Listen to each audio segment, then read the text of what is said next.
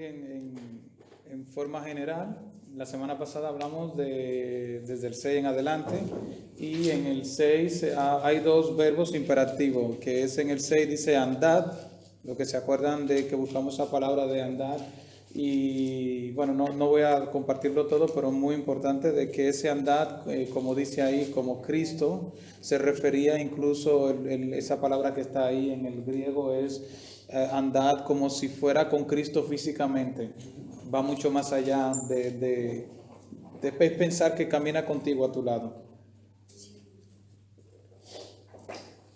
Y el otro verbo que está ahí desde el 6 al 10, el otro verbo es el mirar, que está en el verso 8, que es lo que vamos a comenzar a ver hoy.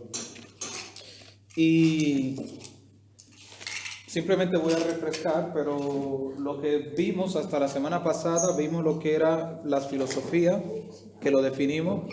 Y cuando Pablo se refería a filosofía en aquel entonces,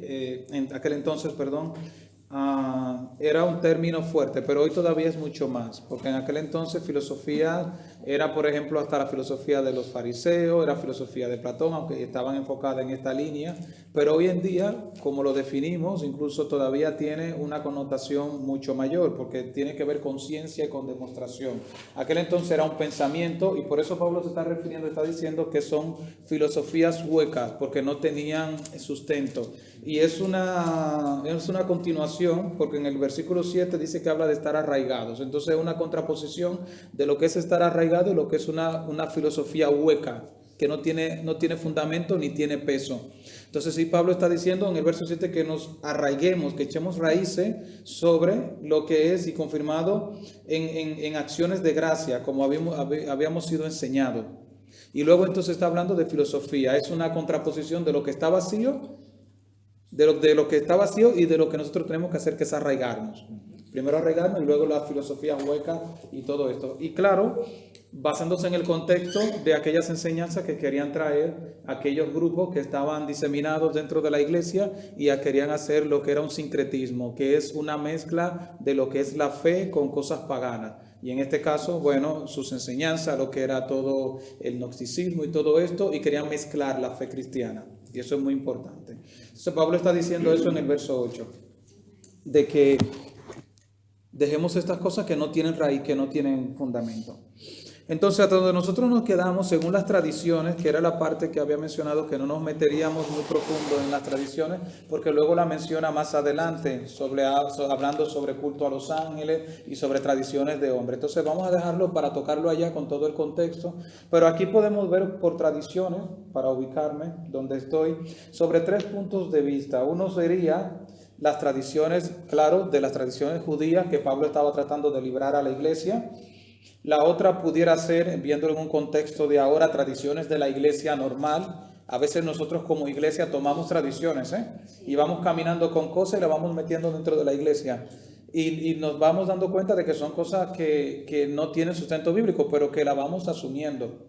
Y aún así, la palabra de Dios está diciendo de que son cosas de los hombres. Y a veces tenemos entonces que juzgar o poder dividir, ¿esto realmente lo enseña la Biblia o esto ya está dentro de la iglesia, incluso evangélica? No son cosas malas, pero son tradiciones que asumimos. Y la otra cosa que tenemos que tener mucho cuidado también con las tradiciones son con los nuevos convertidos. Y esto lo digo en el sentido, no es que ellos sean una tradición, sino de que ellos vienen con sus cosas a la iglesia, y nosotros como cristianos maduros tenemos que decirle, mira, hay que irlos sacando y desmontándolos de esa forma de pensar. Por ejemplo, yo me acuerdo que mi madre cuando se convirtió, y ella nunca era de poner incienso, pero yo no sé, le cogió que queríamos poner incienso en la casa. Y yo en ese entonces no tenía, era un chaval, y él ya fue donde el pastor. Y el pastor le explicó que ya esto no es necesario, esto es del Antiguo Testamento y todo esto. Pero a veces tú tienes cosas por ahí tuyas y vienes a la iglesia y quieres tratar como de ponerla, y son tradiciones de hombre. Entonces tenemos que tener cuidado con esta parte. Ahora, vamos a entrar en lo que le dije de la parte fuerte, de lo que este versículo 8, porque aquí hay un trozo, por decirlo así, que sería la parte C, porque tiene 3 comas. Sería, mirad que nadie os engañe por medio de filosofías y huecas sutilezas, ya lo vimos. Según las tradiciones de los hombres, pues la parte que le he explicado ahora y luego lo veremos más profundamente. Pero aquí la parte C es la parte fuerte del versículo. Conforme a los rudimentos del mundo y no según Cristo. Aquí hay que tener mucho cuidado porque tú te puedes topar con algún comentario sobre una posición sobre esa pequeña parte de ese versículo. ¿Por qué? Porque esta palabra de rudimento es estoicheia. Y esta palabra en el griego, y esta palabra lo digo porque tengo que decirlo, es importante, porque esta palabra también se traduce como elementos. Entonces aquí es donde comienza el debate teológico sobre esta pequeña frase. Y es donde hay que ver, porque si te tomas, por ejemplo, un comentario bíblico, alguien que te lo explique y tiene una posición, que la voy a mencionar, las dos ahora, te puedes quedar con una. Yo las vi las dos y traté de buscar la que entendía que realmente era la más apegada a la Biblia. O sea, hay gente que puede tener una posición. Cuando yo veo dos posiciones, digo, bueno, vamos a ver todo el abanico, que es lo que enseña la Biblia, de todos los versículos, a ver con cuál me quedo. Porque ninguna de las dos están erróneas, porque la una y otra están contextualizadas. Y ahora la vamos a ver. Ambas están contextualizadas. Para mí, voy a explicar una. Entonces, ¿qué es esto de rudimentos? Que también se puede traducir como elementos. Dice uno de una hilera o serie. Se traduce, y voy a dar algunos versículos. Alguien que busque 2 de Pedro 3, 10, 12. Y otra persona que busque Gálatas 4, 3, 9. Y otra persona también que busque Gálatas, Colosenses 2, 20, que está ahí mismo. Ese está fácil. Y otra persona que busque Hebreos 5, 12. Para que lo tengamos todos y lo podamos ver. Entonces, usado en el plural significa primeramente cualquier primera cosa de las que otras surgen en una serie o en todo un compuesto. La palabra denota un elemento, un primer principio, una hilera, un rango, etcétera, un caminar, un marchar, es algo que va en orden. Rudimento, algo que va en orden, una serie de cosas que van caminando. Por eso dice, se usaba en las letras del alfabeto. ¿Por qué? Porque va secuencialmente A, B, C, D, o sea, los rudimentos del lenguaje. En 2 de Pedro, que es el verso que ustedes tienen, aquí toma una connotación de que es la sustancia del mundo material, que es la posición que toman algunos teólogos y donde dicen que el contexto, porque es la misma palabra, es la misma, pues se está refiriendo a los elementos del contexto o del mundo material. Y ahora me voy a explicar. Alguien que lea 2 de Pedro 3, el 10 y el 12, o del 10 al 12 lo puede leer. 2 de Pedro. 2 de Pedro 3, del 10 al 12. ¿Alguien lo cogió ese? ¿Alguien lo tiene? Yo. Segunda de Pedro 3. 3, del 10 al 12 o 10 y 12, como quieran. Del 10 al 12. Pero el día del Señor vendrá como ladrón en la noche, en el cual los cielos pasarán con grande estruendo, y los elementos ardiendo serán deshechos, y la tierra y las obras que en ella hay serán quemadas. Hasta el 12, ¿no? Y el 12 también, sí. Puesto que todas estas cosas han de ser deshechas, como no debéis vosotros andar en santa y piadosa manera de vivir, esperando y apresurándoos para la venida del día de Dios, el cual los cielos encendiéndose serán deshechos y elementos siendo quemados se fundirán. Amén. ¿Escucharon? ¿A qué se refiere aquí con elementos? A los astros y todo exactamente. Aquí se refiere a la parte de que en los últimos tiempos, las lunas, el sol se oscurecerá, profecía de Joel, y aquí también Pedro está citando lo mismo. Entonces, aquí se está utilizando la misma palabra, se pudiera sustituir los rudimentos del cielo. Aquí Pedro utiliza elementos, pero en el griego es la misma palabra. Entonces, esa sería una aplicación. La otra, que es la que yo voy a tomar y luego lo voy a explicar, que es la que dice: de las cosas engañosas, también se refiriéndose a rudimentos, de cosas engañosas, especulaciones, de los misterios gentiles y de las teorías judaicas, tratado ello como principios elementales también y los rudimentos del mundo. O sea, vuelvo y repito, En este caso, habla de rudimentos como cosa engañosa, especulaciones, basándose en el contexto, que es lo que entiendo de mi parte, que es lo que Pablo está tratando de enseñar cuando habla de filosofías y de hueca sutileza. Entonces aquí está hablando de los rudimentos. ¿A qué se refiere para mí en este contexto? Porque hay dos posiciones y luego veremos por qué los otros dicen de que se está refiriendo aquí a los elementos de los astros y todo eso también, de que ellos sostienen estas malas enseñanzas o están basadas en ello. No sé si me estoy dando a entender, ¿sí? Porque vamos a rascar un poco, porque si lo pasamos por alto, es bueno de que lo estudiemos. Entonces, esta es la otra posición de que se está refiriendo a rudimentos, a enseñanzas, y no a elementos de astros. Vale. Entonces, esto lo vemos en Colosenses 2.8, que es nuestro texto. Dice: estas cosas se presentaban como superiores a la fe en Cristo, o sea, algo mayor a lo que es la fe normal. En Colosa, el culto a los ángeles mencionado en el verso 18, ¿alguien tiene el verso 18 ahí mismo? ¿De Colosenses? Nadie os prive de vuestro premio, afectando humildad y culto a los ángeles, entremetiéndose en lo que no ha visto, vanamente hinchado por su propia mente carnal. Exactamente. Entonces, aquí, bueno, para tratar de aterrizar todo esto, aquí esta parte se está refiriendo de los elementos que tienen que ver con el culto a los ángeles, comparado con el versículo 18, ¿sí? O sea, junto a esta parte con la primera posición. Y la segunda es la parte que se refiere a rudimentos, pero se refiere a enseñanzas, ¿sí? Del mundo, cosas que no tienen sustento. Vale, entonces, también los principios rudimentarios de la religión judaica o gentil, descrito también como los rudimentos del mundo. Ese está en Colosenses 2.20. Por eso entiendo que se habla de los rudimentos, porque también en el 2.20 también lo menciona. ¿Alguien lo puede leer? Si no lo leo yo también. En el 2.20. Colosenses 2.20, ahí mismo, ¿sí? Pues si habéis muerto con Cristo en cuanto a los rudimentos Exacto. del mundo, ¿por qué como si vivierais en el mundo os sometéis a preceptos tales como no manejes, ni gustes, ni aun toques, paréntesis, en conformidad a mandamientos y doctrinas de hombres?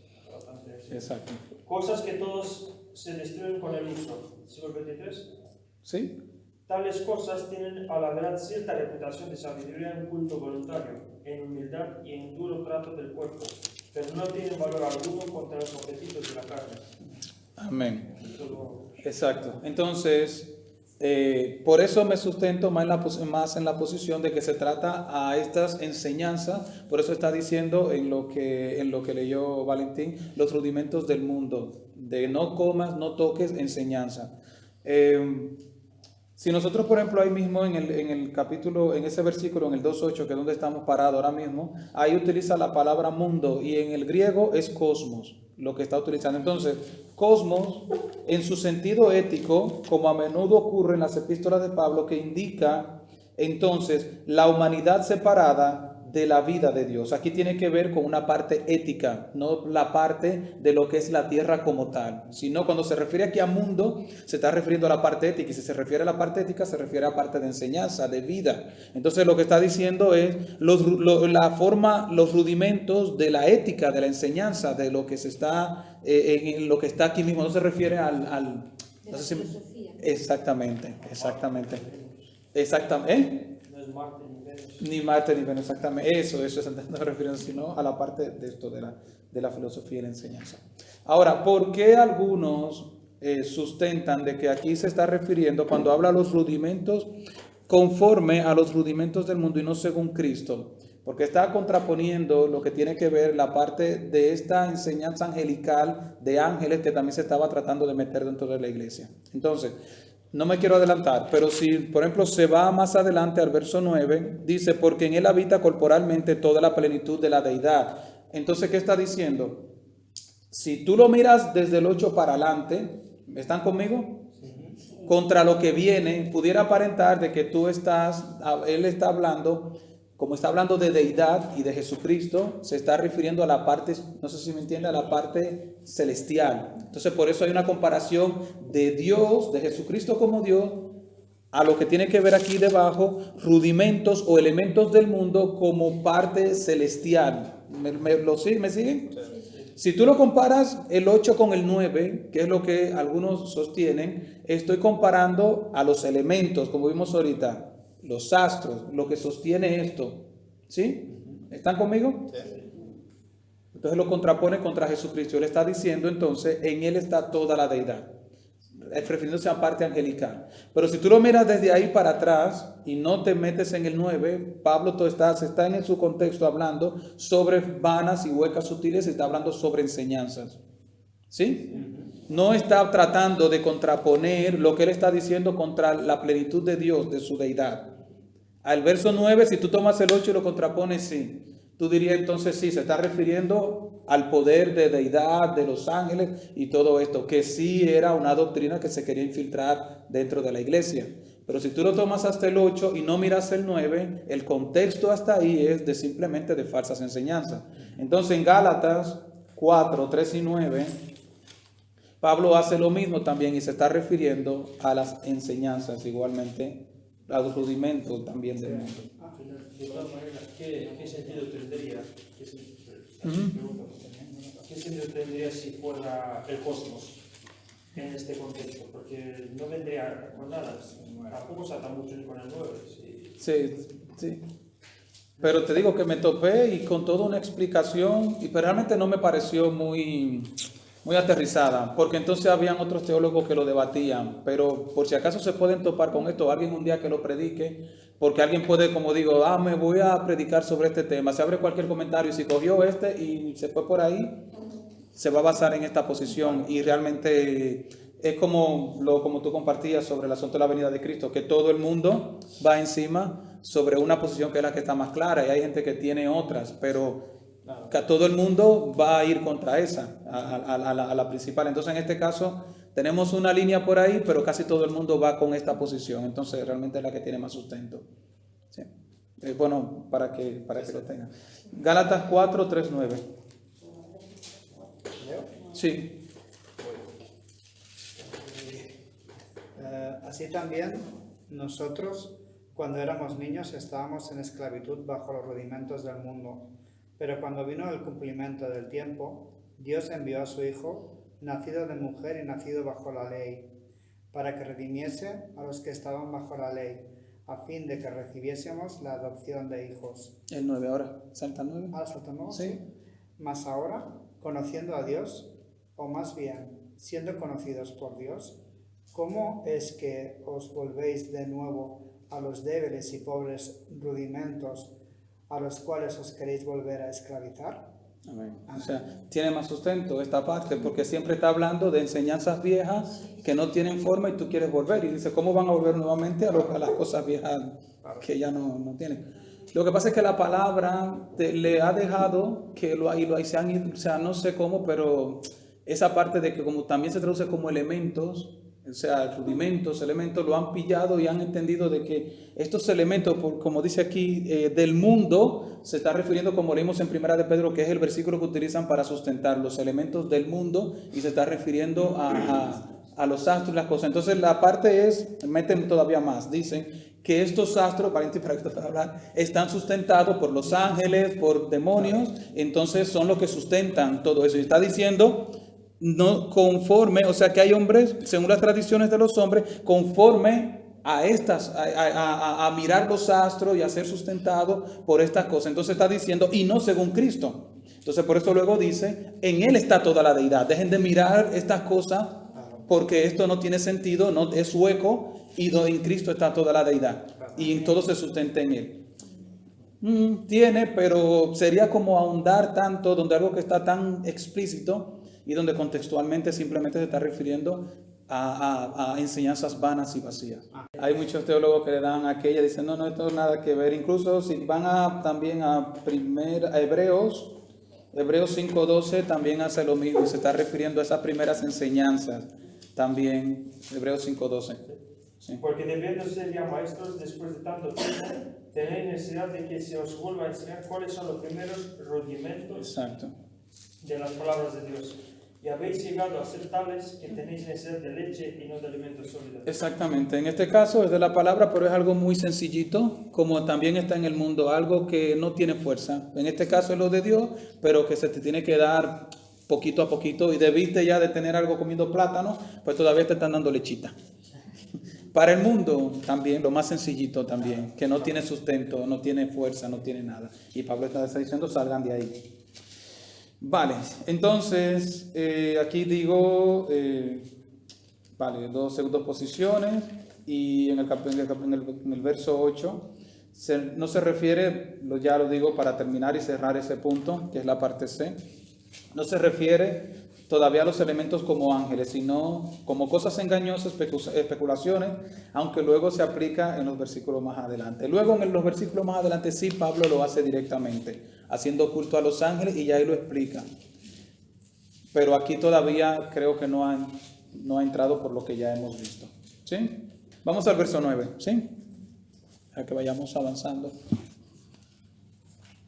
Colosenses 2:9, que dice: porque en él habita corporalmente toda la plenitud de la deidad. Este es otro versículo que no tiene posiciones, pero que tiene mucho material por el problema.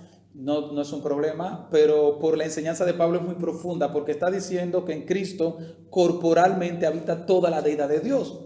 Imagínate meter a Dios en el cuerpo de Cristo. No sé si lo habían pensado. ¿No? Bueno, pues vamos a verlo y vamos a explicar lo que es realmente lo que Pablo quería dejar dicho con esto. Dice, las herejías de Colosenses dicen que había que depender de los poderes del mundo. Es por ello que creían que tenían ciertos poderes divinos. Pablo tiene que hacer a un lado esto y decir categóricamente que toda la deidad está solamente en Jesús. Tiene que decirlo. ¿Para qué? Para hacer una raya divisora. Jesucristo, cuidado. Nuevamente utiliza el término plenitud y el verbo habitar, que es estar ahí. Este verbo habitar también está en el 1:19, lo podemos refrescar. En el verso 19 del capítulo 1 dice: por cuanto agradó al Padre que en él habitase toda plenitud. Y lo utiliza nuevamente en el 2:9, donde habla de plenitud, de que habita y toda la plenitud. En aquel entonces no lo estudiamos, vamos a verlo ahora. Esta parte de plenitud que vimos, eso sí lo vimos aquella vez, es pleroma, y denota una plenitud, aquello de lo que algo está lleno de Dios. Jesucristo estaba lleno de Dios con todo lo que él podía soportar o tener en su cuerpo, estaba lleno de Dios. En la integridad de su ser, y tenemos una cita que no la voy a decir, que la vimos aquella vez, pero son Efesios 1, 22, 23, por si alguien quiere buscarlo. Y luego también de que la iglesia está también llena de esa misma plenitud, que es Efesios 3, 19, la misma plenitud que Pablo menciona aquí, que Jesucristo estaba lleno de esa plenitud de Dios. Ahora, el asunto corporalmente es el asunto de debate dentro de ese versículo, porque el asunto no es el problema, pero como toda la deidad de Dios, toda, está en un cuerpo humano de unos 5, 8 metros, qué sé yo, ¿cuántos no?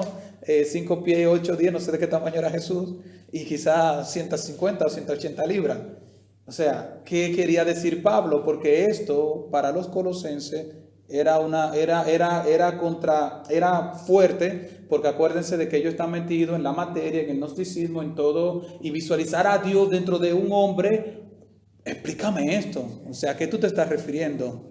Entonces aquí es lo que vamos a tratar de ver. Entonces, aquí no es lo que está en Juan 1:14 cuando dice el verbo se hizo carne. Aquí no se refiere, porque esto está en presente. Aquí lo que se está refiriendo cuando el verbo se hace carne es que Dios se manifiesta a través del Espíritu Santo y Jesucristo nace. O sea, aquí simplemente es la concepción, ¿sí? En cuando se hace carne, no tiene que ver luego de que toda la deidad de Dios está metida. Entonces, se debe de fijar con mucha atención el uso de esta expresión corporalmente. Dice, no quiere decir que de ninguna manera en el cuerpo. O sea, corporalmente no quiere decir, y Dios está en el cuerpo, porque estás limitando a Dios. Eso es imposible. O sea, y esto le volaba a los sesos, todavía a ellos más todavía, porque estaban con todo su asunto y su rollo. El Espíritu Santo es para eso mismo, para ponerlo loco, para que se liaran más, porque estaban más liados entonces. Claro, estaban más liados con los... Claro. A Dios no se le puede limitar. Ahora, tampoco dice en forma de un cuerpo. Imagínate Dios también en la forma de un cuerpo de 8:30, o sea, estás también limitando a Dios. ¿Sí? Va. Entonces quedaría la sensación de algo fantasmal, sino que es corporalmente o que se puede ver por medio de un cuerpo. Eso es lo que Pablo está diciendo. Jesucristo, Dios se puede ver por medio de Jesucristo. ¿Sí? ¿Lo dije bien? Dios se puede ver por medio de Jesucristo. Y a esto es que Pablo se está refiriendo. Corporalmente está Él representado para que nosotros podamos conocerle y podamos verle. Para nosotros que ya hemos caminando ya lo entendemos, pero es bueno de que lo veamos así porque realmente en ese momento esto armó un lío, exactamente. Esto armó un lío. Entonces a Dios se le ve, que es lo que Pablo quería simplemente dejar dicho, a Dios se le ve por medio de Jesucristo.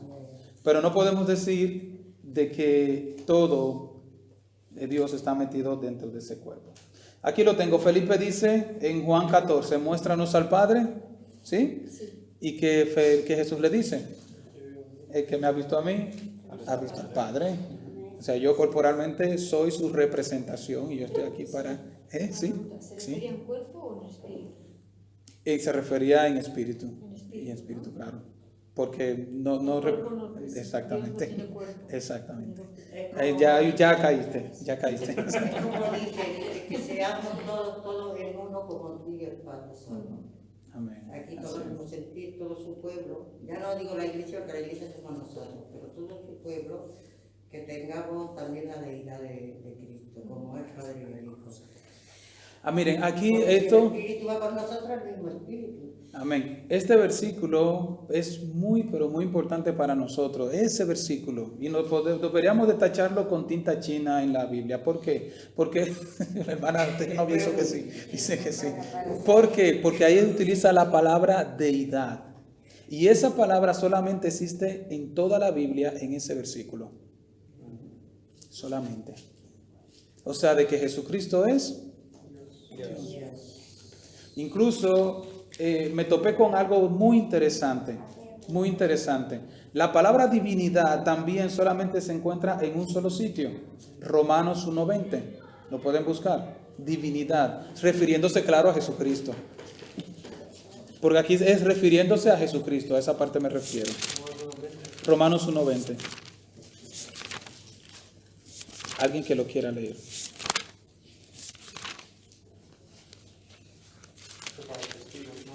Exactamente. Por eso dije que es muy importante. ¿Ya? Hay más. Romanos 1:20 dice, porque las cosas invisibles de Él, su eterno poder y deidad, se hacen claramente visibles desde la creación del mundo, siendo entendidas por medio de las cosas hechas, de modo que no tienen excusa. Amén, porque las cosas invisibles, su eterno poder, deidad y deidad. Realmente ahí la palabra es divinidad. Quizá en otras traducciones se toparán con divinidad, como me topé yo. Incluso si se dan cuenta, deidad está como con ¿qué? Con D minúscula. ¿Está en alta en la tuya? No. En Colosense. En Romano, ¿cómo está? Pequeña. ¿Y en el otro estado cómo está? Mayúscula. En el griego la diferencia es una letra. O sea, es la misma palabra y lo que diferencia es una letra. Ahora, ¿qué es lo interesante de todo esto? Y esta parte es divinidad, lo que quiere realmente, o sea, de que es divino, o sea, de que es un ser celestial, especial. Ahora, ¿cuál es el asunto? Si nos vamos y nos acordamos al concilio de Nicea, ¿se acuerdan? Lo que hemos estudiado la historia de la iglesia.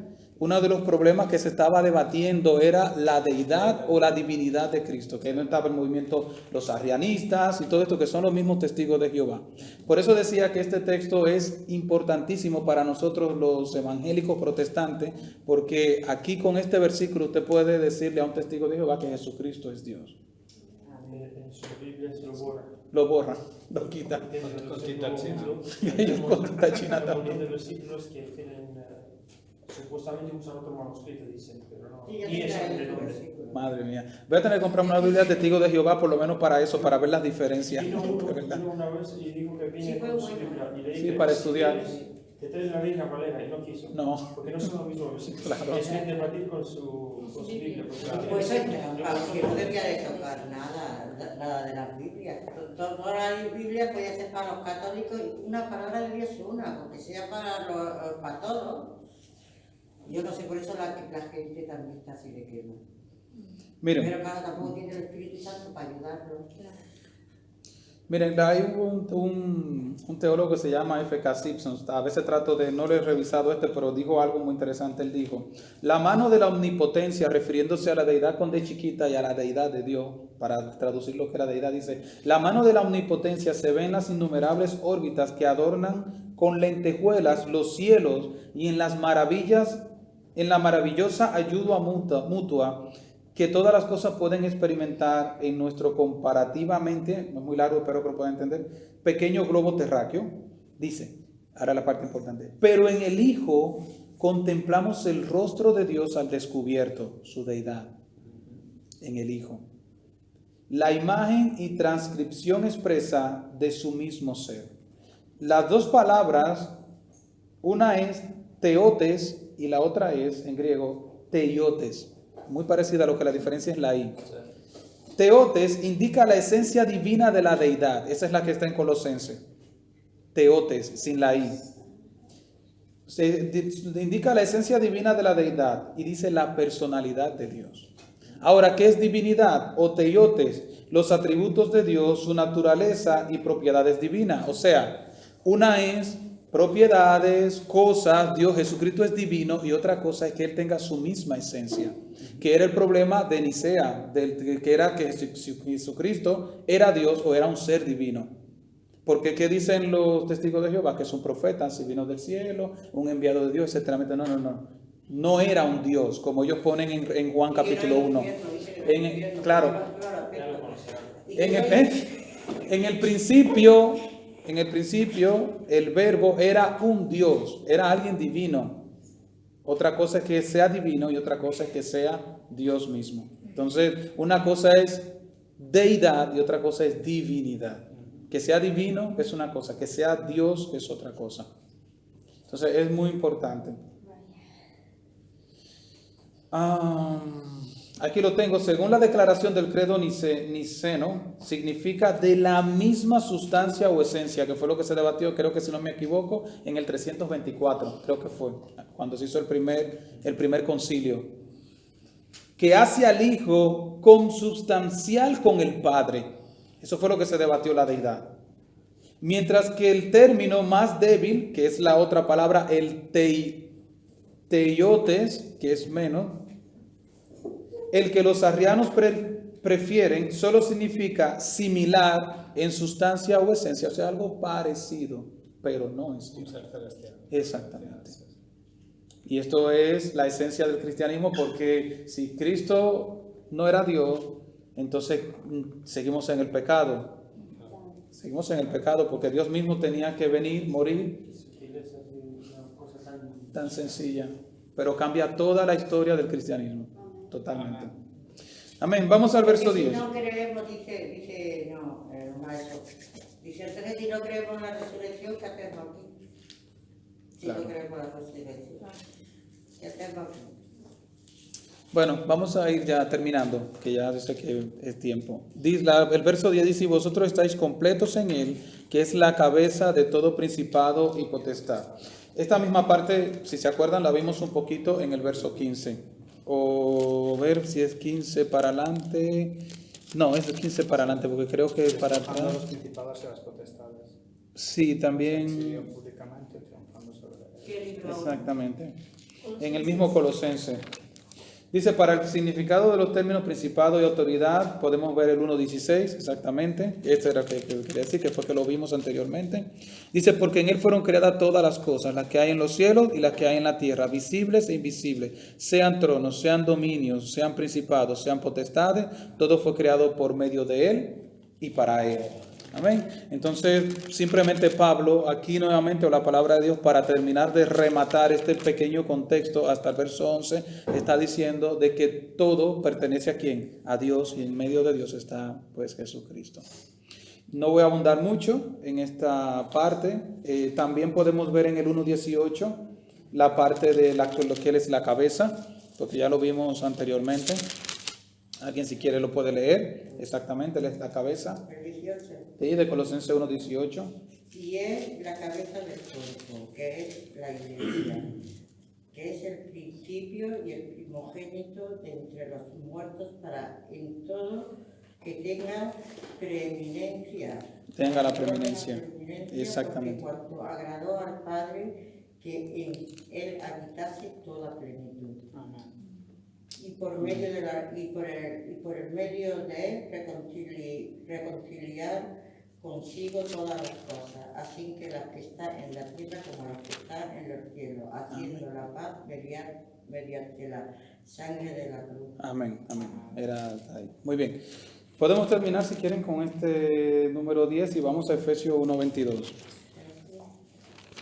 1.22.